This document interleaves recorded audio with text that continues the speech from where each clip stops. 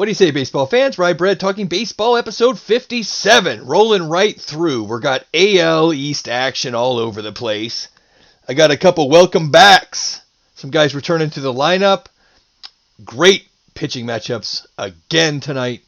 But we got to jump in with Yarbs and his complete game against the Yankees. Didn't see that one coming. The last complete games by a Rays pitcher, Matt Andriese, May 2016. I believe it was against the Red Sox, but don't quote me on that. I think it just goes to show if you're staying in the game and you're rolling along, they'll leave you in. 111 pitches is a lot for a Rays starter. It's just not how they do business. But if you're the Rays, you can't be disappointed in that. And it comes to turn out he hasn't won a game as a starter in 24 tries.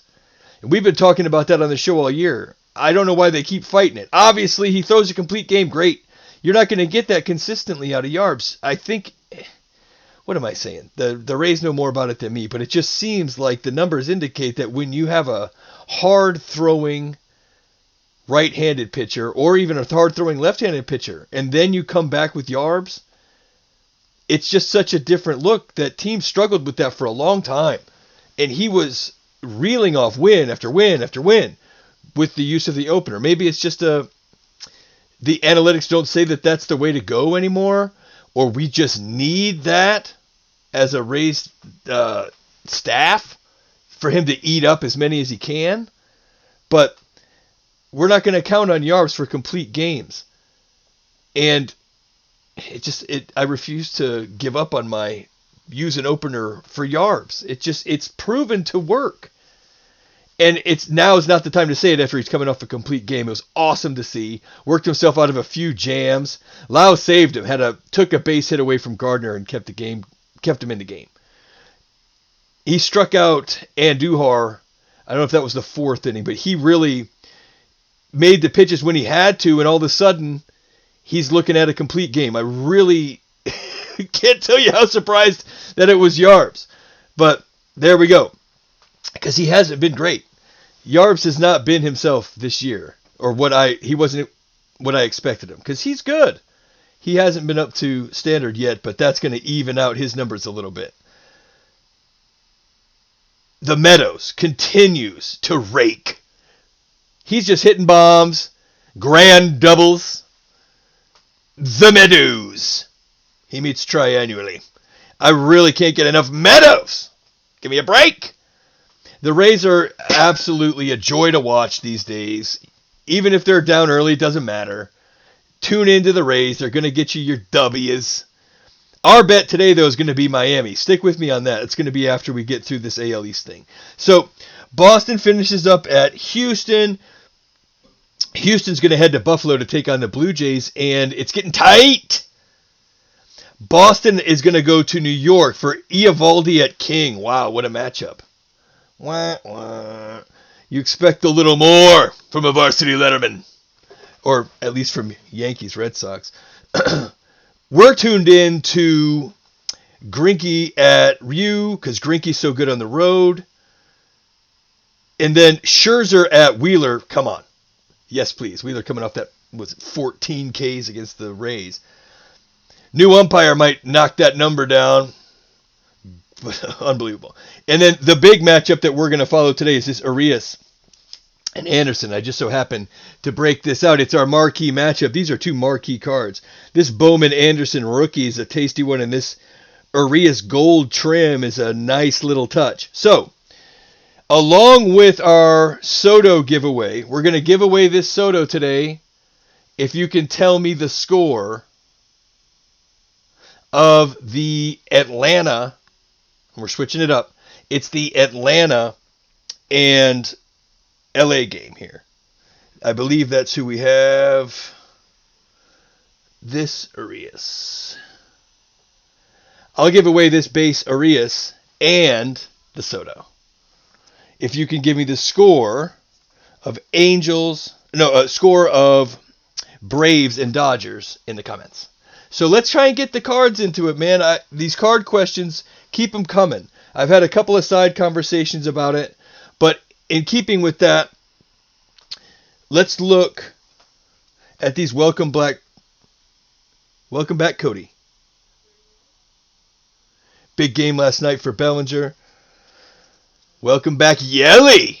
You know we've been waiting on our guy Yelly to come back. It's a great one. And then don't forget about your boy. I was remiss. I didn't spend enough time. This guy took one in the face. And this is a special edition purple for Pilar. Absolutely nails. That guy's a total stud. And I lead into that because one of the AAA affiliates, the Durham Bulls, right? There happen to be the Rays affiliate. Maybe you don't want to watch it. Tyler Zumbro takes a Tyler Zumbro takes a liner off the head, pitcher. Oof. Not good. He's in stable condition, but I think the only guy I notice now that wears the padded hat is McHugh. And it doesn't look that goofy. And after seeing dudes taking these liners off the bean, man, I don't know. I probably wouldn't wear it. I'm so vain. You're so vain. You probably think the show is about you. Anyway, we're going to be on Ohtani tonight, too. Don't forget about that guy. As they wait for the return of this guy. Mike Trout, waiting for his return, and the Angels are still sitting there at 7 games. That's what they were at when he left. I didn't think that they would be the same team in the standings with Trout out of the lineup. But that's where we sit right now. But they need to start. They need to win a lot of games. And the Angels have to catch the Mariners before they start thinking about Houston and Oakland. So start small. They're 3 games back of Seattle. They got to take all these. And the way Seattle's playing, that sounds like a tall order. But we're not betting them. We're taking Miami. We're taking Miami minus 108 because this losing streak for Miami is driving the number. They haven't been playing well. I think Miami's a lot better than their record indicates. But I'm not sure what you get from Poteet, but I've seen him look better than Keller. You know what you're getting from Keller, and Pittsburgh doesn't scare anybody. So I'm rolling out here with Miami, and every time we've taken Miami, we've won. So why not? I'm not going to roll with the Rays again tonight. I'm going to put them down for a minute. Can't get too much of a good thing. And I'm going to be bouncing around other than this Ohtani game. Castillo at Kim in St. Louis. Well, Castillo, it's June. And if you can't put it together by now, people are going to be jumping ship on the Luis Castillo. Man, wow. It's been a rough year. He has completely tanked one of my fantasy teams that I was banking on him. I had Scherzer and Castillo at the top of my rotation, and I filled it out with young guys. The young guys have been great. Scherzer's been great, and Castillo has single-handedly sunk my fantasy team in a couple of leagues, all through April at least. So we'll see if he can put it together here. Greinke at Ryu. Remember, they're playing in Buffalo. It doesn't matter for Greinke. As long as he's outside of Houston, his numbers are under 2. The last check I did of him, his road ERA was at about a 1.64. So Greinke much better on the road. This is going to be a great game. I'm really excited for this game. The Jays get up for those Buffalo games. They actually are the home team there. Scherzer at Wheeler. Yes, please. I don't see 14 strikeouts for Wheeler because he's going to actually have to throw it over the plate tonight, you would think.